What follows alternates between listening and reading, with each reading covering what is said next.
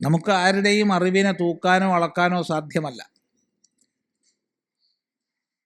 നമ്മൾ കണ്ടതിൽ വെച്ച് ഇന്നാളാണ് ഏറ്റവും അറിവുള്ള ആൾ, ഇന്നാൾ അറിവ് കുറഞ്ഞ ആളാണെന്നൊന്നും നമുക്ക് പറയാൻ പറ്റില്ല.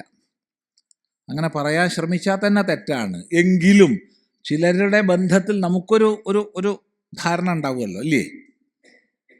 ചിലരുമായിട്ടുള്ള ബന്ധത്തിൽ നമുക്കൊരു ധാരണ ഉണ്ടാവും.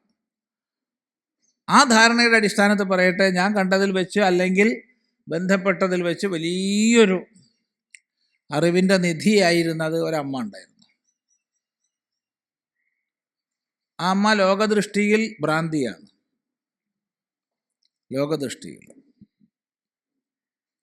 ഒരു ഗുഹയിലാണ് താമസിക്കുന്നത്. ആ ഗുഹയുടെ പുറത്ത് ഇങ്ങനെ കൂട്ടി വെച്ചിരിക്കുകയാണ് കല്ല്, ബർണർ എറിയാൻ വേണ്ടിയിട്ട്.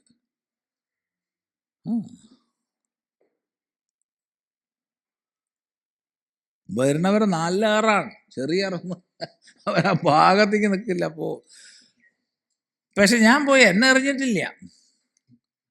അത് സ്വാമി ചിദാനന്ദപുരിയൊന്നും അല്ല, വളരെ ചെറുപ്പമാണ്. ആ അമ്മ പറഞ്ഞിട്ടാണ് നമ്മൾ വെള്ളവസ്ത്രം കാവി മുക്കി ഉടുത്തത് ജീവിതത്തിൽ. അപ്പോൾ ഗുരുനാഥൻ സന്യാസം തരാതെ കാവി ഉടുക്കാമോ എന്ന് ചോദിച്ചപ്പോൾ പറഞ്ഞു അതൊരു നേരാണ്, അപ്പോൾ ഒരു കാര്യം ചെയ്തോ, കാവി കളർ മുക്കിക്കോന്നോ, കാവി കളർ മുക്കി ഉടുത്തോന്നോ. ചിലർക്ക് പറഞ്ഞതിൻ്റെ അർത്ഥം മനസ്സിലായിട്ടുണ്ടാവില്ല. കാവി മണ്ണാണ്, കാവി കളറല്ല. ഇത് മണ്ണാണ്, അപ്പോൾ കളർ എടുത്തോളൂ, അതിന് കുഴപ്പമില്ല. അങ്ങനെ എല്ലാം കൂടി കയ്യിലുള്ള ചില്ലാനൊക്കെ നോക്കി കടയിൽ പോയി കുറച്ച് കളർ മേടിച്ച് കൊണ്ടുവന്ന് ആ അമ്മയുടെ അടുത്തുനിന്നൊരു പാത്രം എടുത്ത് സമുദ്രത്തിൽ പോയി വെള്ളം എടുത്ത് അതിൽ ഈ കളറും കലക്കി, അപ്പോൾ നല്ല ഉപ്പ് വെള്ളമാണല്ലോ, ഉപ്പ് വെള്ളത്തിൽ കലക്കി ഉള്ള വസ്ത്രം ഒരു 4 വസ്ത്രമുണ്ട്, 2 പുതയ്ക്കാനും 2 ഉടുക്കാനും, അതേ ഉള്ളൂ. അത് കാവി മുക്കി അങ്ങനെ സ്വയം ഞാൻ സന്യാസിയാണെന്ന് പ്രതിജ്ഞ ചെയ്തു. അതെ, അവിടുന്ന് മന്ത്രമൊക്കെ ചൊല്ലി, സന്യാസ മന്ത്രമൊക്കെ ചൊല്ലി. ഒന്നും കഥയല്ല, ഉള്ള പോലെ പറയുക. ഭൂസന്യസ്തം മയ ഭൂവസന്യസ്തം മയ സുവഹ സന്യസ്തം മയ ഭൂർഭുവസ്വഹ സർവം സന്യസ്തം മയ. കഴിഞ്ഞു, എടുത്തു. ഹോമമൊന്നുമില്ല. ഹോമ ചെയ്യേണ്ടവർ ചെയ്തോട്ടെ, ഇവിടെ എന്ത് വേണം. പേര് കിട്ടു. എന്താ പേര് അറിയില്ല, പേര് കിട്ടു. പേര് കിട്ടും, എനിക്ക് ഞാൻ തന്നെ പേര് കിട്ടും. അങ്ങനെയാണ് പോയത്.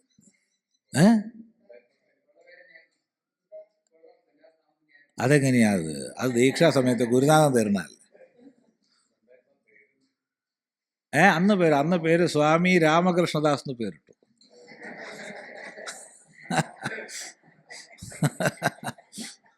കാരണം ശ്രീരാമകൃഷ്ണദേവനാണ് ഒരു മാതൃകാ പുരുഷൻ.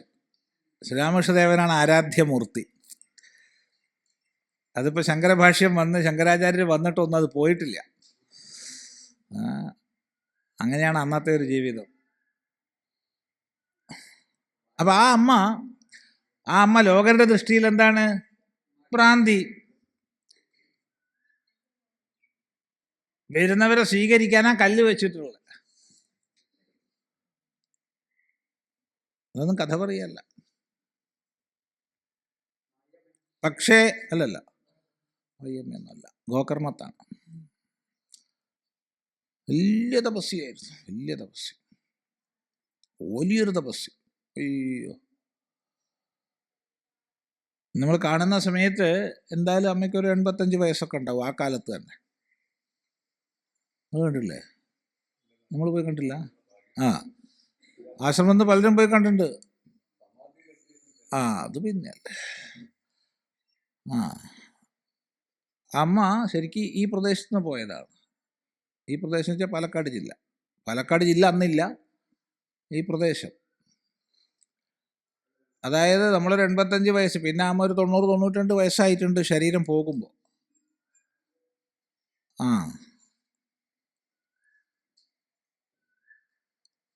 ആ 85 വയസ്സ് തന്നെ ഒരു നല്ലൊരു സുന്ദരിയാ. അപ്പോൾ അവർ ചെറുപ്പത്തിൽ എന്തായിരിക്കും അവരുടെ ശരീരം നമുക്ക് ഊഹിച്ചാൽ അറിയാം.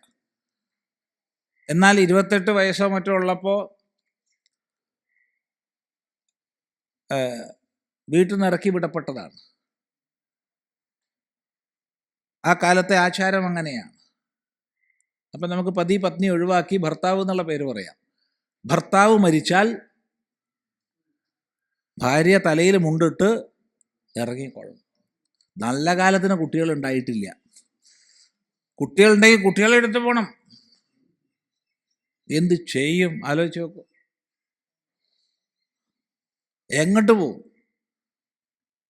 എങ്ങോട്ട് പോവും?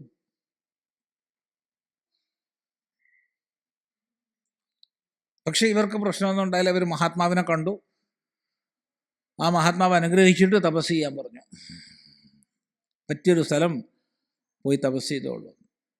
ആ കാലഘട്ടത്തിൽ അത് ഏകദേശം ഒരു ഇപ്പം നമ്മളിപ്പോൾ സംസാരിക്കുന്നതിൻ്റെ ഒരു 40 കൊല്ലം മുമ്പ് കൂട്ടിയ അന്നൊരു 85 വയസ്സെന്ന് പറഞ്ഞാൽ അതിൻ്റെ 40 കൊല്ലം മുമ്പെന്ന് പറഞ്ഞാൽ ഒരു 80 കൊല്ലം മുമ്പുള്ള കഥയാണ് ഈ പറയണത്. അന്ന് ഈ പാലക്കാട് നിന്ന് പോയി മൂകാംബികയിൽ പോയി കൊടജാദ്രി പോയി കുറേ കാലം തപസ് ചെയ്ത് അവിടുന്ന് പിന്നെ ഗോകർണത്തേക്ക് പോയി. ഇന്നാണെന്ന് വെച്ചാൽ പാലങ്ങളൊക്കെ ഉണ്ട്, അന്ന് പാലങ്ങളൊന്നും ഇല്ല. അതിനെ തോണി പോവാം. അപ്പം അത്രയും യുവതിയായ ഒരാൾ ഏകാന്തമായി ഒറ്റയ്ക്ക് പകലല്ല രാത്രിയും നാട് മുഴുവൻ ഒരു ഗുഹയിൽ കഴിയണമെങ്കിൽ എന്തെല്ലാം പ്രതിസന്ധികൾ അതിജീവിച്ചിട്ടുണ്ടാവും, അഭിമുഖീകരിച്ചിട്ടുണ്ടാവും. അപ്പോൾ വെറുതെ ആയിരിക്കില്ല ഈ കല്ലൊന്നും വെച്ച് ഇരിക്കണത്. നമുക്ക് പറയാൻ വയ്യ എന്താണ്.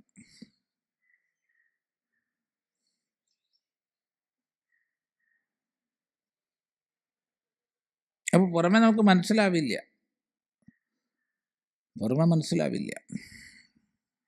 ഒരാൾ ജ്ഞാനിയാണോ അല്ലയോ എന്ന്. അനുഭൂതി സമ്പന്നൻ മാത്രമേ സംശയരഹിതമായി പറയൂ.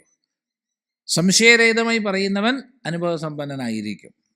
പക്ഷെ അനുഭവസമ്പന്നൻ സംശയരഹിതമായി പറഞ്ഞോളണം എന്നില്ല.